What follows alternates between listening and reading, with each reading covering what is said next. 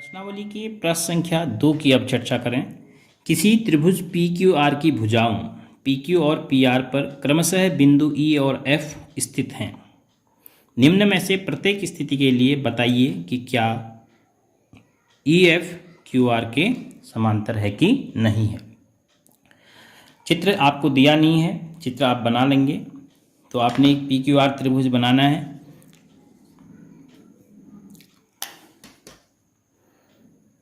एक त्रिभुज का हम चित्र बनाते हैं।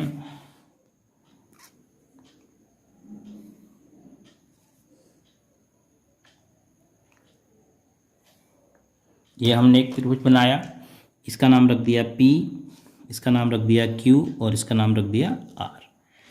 तो इसमें हमें दिया है कि PE बराबर 3.9, माना यहाँ पर एक बिंदु है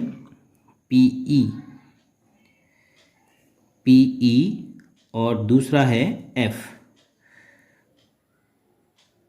तो इसका नाम रख दिया मैंने E और इधर इसका नाम रख दिया F। तो हमें क्या क्या दिया है नोट कर लेते हैं चित्र में। 3.9 centimetre, EQ 3 centimetre, PF 3.6 centimetre, FR 2.4 centimetre. तो हमसे पूछा है कि क्या EF, E और F को हम मिलाएंगे तो हमें E और F से जाने वाली रेखा मिलेगी। तो हमसे पूछा है कि क्या EF QR के समांतर है कि नहीं है।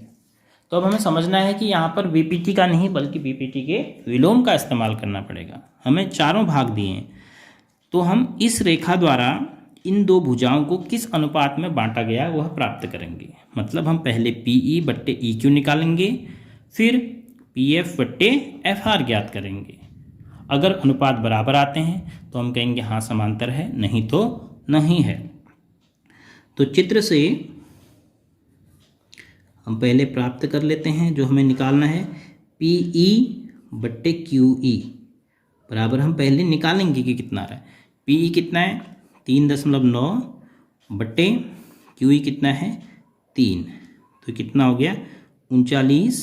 10 हटाए तो यहाँ बढ़ गया 0 बट्टे 30। तो इसको काटेंगे 3 से तो 13 तियाँ 39 और ये 10 तियाँ 30। तो इसको और हम सिंपल नहीं कर सकते हैं, 13 बट्टे 10 ये आया। अब दूसरा PF बट्टे RF बराबर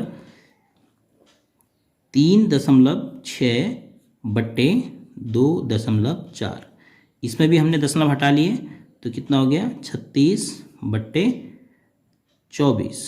तो 12 से भाग जा रहा है तो 12 तियाँ 36 बट्टे 12 दूनी 24। अब अगर देखिए इन दोनों को हम देखें तो ये 13 बट्टे 10 है और ये 3 बट्टे 2। अगर हम दशमलव में भी निकालें तो ये 13 बट्टे 2 का मान आएगा 1.5 और इसका मान आएगा 1.3। तो ये दोनों बराबर नहीं हैं। अब लिखेंगे चूँकि PE बट्टे QE बराबर नहीं है किसके, PF बट्टे RF के। अगर समान अनुपात में विभाजित होते तभी रेखा समांतर होती। तो इम्प्लाइज दैट जो रेखा है EF समांतर, देखो ये समांतर हो गया, इसको आपने काट दिया तो समांतर नहीं है किसके, QR के। किससे, कन्वर्स ऑफ BPT। कन्वर्स माने विलोम ऑफ BPT। इतना आप अंग्रेजी में लिख भी सकते हैं, आपने कारण भी देना है कि क्यों आप लिख रहे हैं। तो by converse of BPT EF is not parallel to, समांतर नहीं है QR के। तो प्रत्येक भाग में आपने ऐसे ही जांच करनी है। अगर समान अनुपात आते हैं तो आप कहेंगे समांतर है रेखा, अगर नहीं आते हैं तो आप कहेंगे समांतर। इसी प्रकार दूसरे भाग की बात करें तो हमें दिया है PE 4, QE 4.5, PF 8 और RF 9। हमने चित्र बना के उन सभी को चित्र में नोट कर लिया।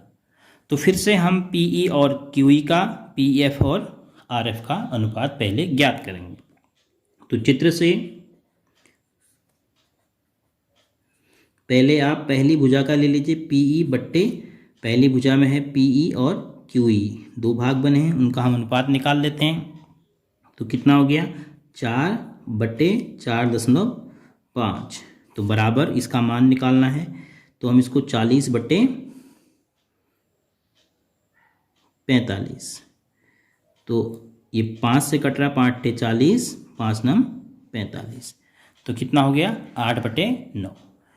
अब PF/RF इसी प्रकार ज्ञात करेंगे, 8/9। देखो यहाँ तो हमें सीधे पहली बार में, अब इसको और छोटा करना भी नहीं है, तो देखो पहली बार में हमें अनुपात मिला 8/9, दूसरी भुजा पर भी अनुपात क्या मिला 8/9। नोट करेंगे PE/QE बराबर कितना आया, PF/RF बराबर आई दोनों भुजाओं पर अनुपात। इसीलिए EF, E और F से होकर जाने वाली रेखा QR के समांतर होगी। ये अब यहाँ पर इसको हम काटेंगे नहीं, समांतर होगी अभी, by converse CONVERSE converse of BPT, या आप BPT के विलोम से भी लिख सकते हैं, बाय कन्वर्स ऑफ BPT।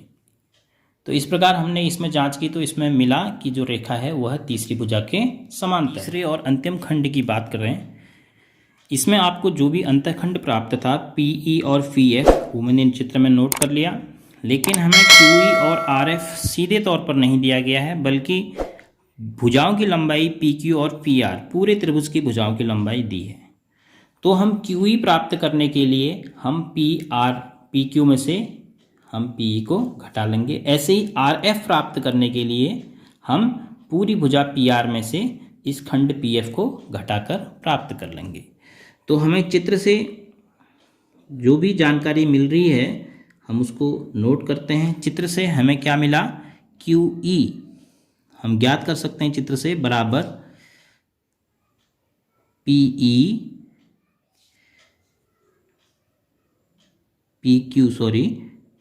ऋण PE।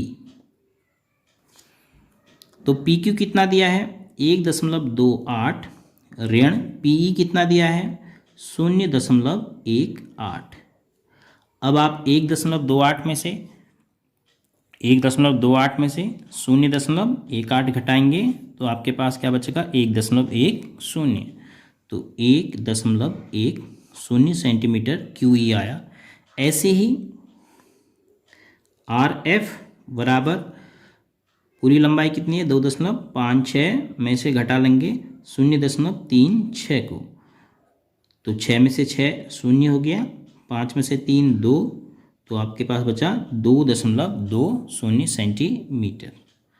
अब आपके पास सभी खंडों की लंबाई आ चुकी है। हम नोट कर लेते हैं चित्र में, ये हमारे पास आया 1.10 और ये आया 2.20।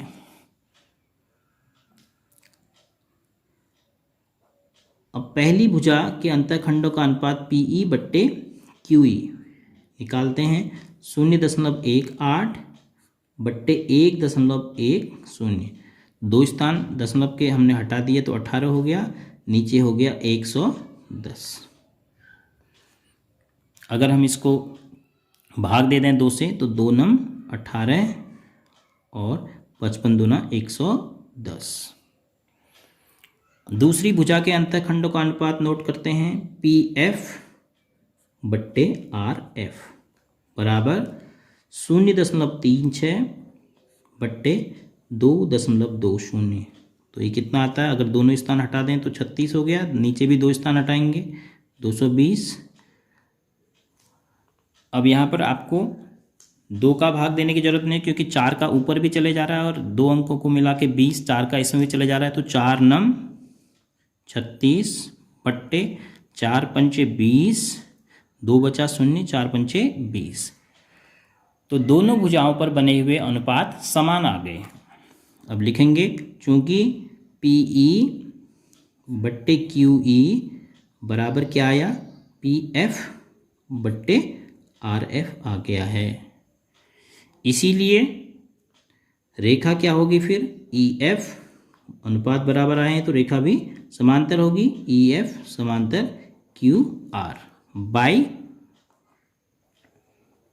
Converse of V P T, basic proportionality theorem.